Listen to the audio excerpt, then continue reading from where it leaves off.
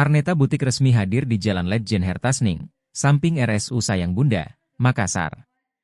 Grand opening ditandai dengan pemotongan tumpeng dan pengguntingan pita.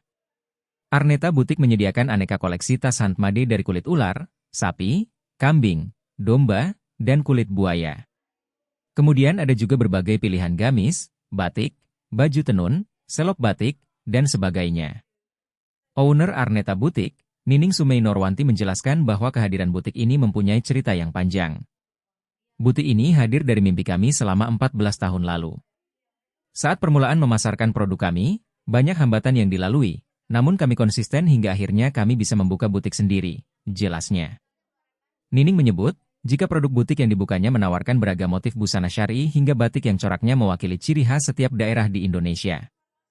Menariknya, semua produknya itu diproduksi sendiri menjadi sehingga hasilnya berkualitas tinggi.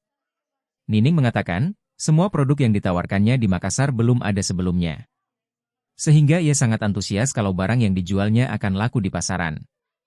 Kami merasa ini adalah peluang yang baik untuk kami memulai bisnis di Makassar, katanya. Harga produk yang ditawarkan pun sangat kompetitif, di bawah pasaran, namun tetap mengutamakan kualitas. Spesial Grand Opening, pihaknya juga menawarkan berbagai promo menarik.